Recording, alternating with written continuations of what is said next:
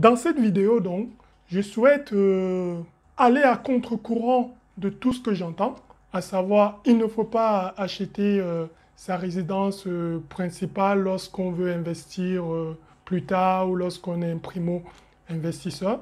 Moi, je pense que c'est faux.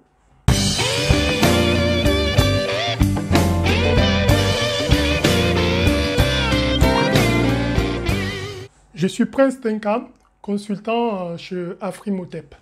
Donc, effectivement, je disais que c'est une fausse idée de dire comme quoi il ne faut pas acheter sa résidence principale. C'est un conseil qu'on donnait il y a 15-20 ans, mais qui est dépassé, mais qui est complètement dépassé. Pourquoi il y a 15-20 ans, on disait aux primo-investisseurs, entrepreneurs, de ne pas acheter leur résidence principale?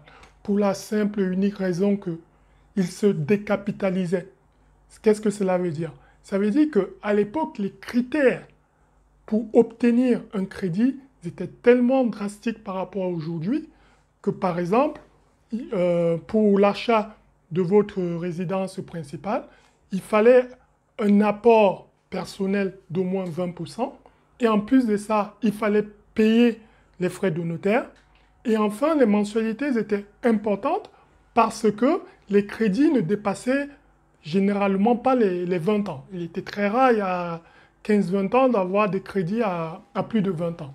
Donc, ce qui veut dire que d'un côté, on avait mis tout son épargne, mais en plus de ça, les mensualités étaient plus importantes. Donc, effectivement, on n'avait plus assez de fonds, assez de capital pour ces projets d'entreprise. Effectivement, on pouvait acheter un appartement qu'on mettait en location et le revendre facilement en bénéficiant de la plus-value. Ce qui n'est plus le cas aujourd'hui. Là, je parle des personnes qui achetaient des appartements il y a 20 ans pour les mettre en location ou pour les revendre dans la foulée. Mais aujourd'hui, ce conseil est dépassé parce que l'environnement économique a complètement changé. Donc, on va commencer par le premier critère, c'est-à-dire l'octroi du crédit. Aujourd'hui, pour avoir un crédit, les banques vont étudier votre dossier et vont surtout regarder si vous êtes solvable ou pas. Parce que l'argent étant devenu moins cher, les taux de crédit immobilier n'ont jamais été aussi bas dans l'histoire de la finance. Ce qui veut dire que l'argent est moins cher. Et ce qui veut dire également que les banques sont beaucoup plus souples dans l'octroi des crédits. Et en plus de ça, on peut obtenir des crédits à plus de 20 ans, à des taux fixes à moins de 2% dans certains cas. Donc vous voyez bien qu'il y a la possibilité aujourd'hui de garder son capital pour pouvoir investir dans ces projets d'entreprise. Ce n'est pas comme avant où on se décapitalisait. Aujourd'hui, on peut bien prendre un crédit à des taux défiant toute concurrence et en même temps garder son épargne pour ces projets d'entreprise. C'est possible. Autre chose, à l'époque, on était dans une économie, on va dire, classique. Ça veut dire qu'une fois qu'on avait investi dans ses actifs, notamment sa résidence principale, il était plus difficile en fait d'avoir des revenus passifs liés à la mise en location de sa résidence principale. Aujourd'hui, on est dans une ère d'économie digitale. Ça veut dire qu'on peut faire des locations à courte durée. Bref, ça veut dire qu'aujourd'hui, on a la possibilité d'obtenir des revenus passifs grâce à sa résidence principale.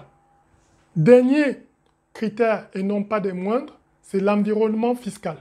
Aujourd'hui, en France, par exemple, si vous mettez en location un appartement ou une résidence secondaire que vous souhaitez revendre, très souvent, si la durée de l'obtention de l'acquisition de votre bien est de moins de 15 ans, ben vous aurez une surtaxe sur la plus-value que vous allez réaliser dans l'opération. Ça veut dire que les critères, les conseils qu'on donnait avant, c'était dans un environnement économique précis. Aujourd'hui, l'environnement économique a changé. Au contraire, pour ceux qui habitent en France, il est même préférable d'acheter sa résidence principale. Mais simplement, quelle est la destination de votre résidence principale? Vous pouvez bien acheter une résidence principale et y habiter pendant 2, 3 ans, le temps que vous voulez, et puis vous la revendez. Si vous avez des projets d'entreprise, en plus de ça, vous n'êtes pas taxé sur la plus-value. Et ça, c'est un critère important. Pour conclure sur cette vidéo, 3 critères pour acheter un appartement, quelle que soit la destination, pour mettre en location, pour y vivre en tant que résidence principale. L'emplacement, le prix et le marché. Il faut que ce soit un marché dynamique où vous pouvez revendre facilement votre bien s'il le faut. Et je rajoute un 4e critère, c'est l'environnement fiscal. Donc j'espère vous avoir convaincu. Faites attention à ce qu'on raconte. Aujourd'hui, je dis, en France, il est plus avantageux d'acheter sa résidence principale. Merci de m'avoir écouté. Adieu.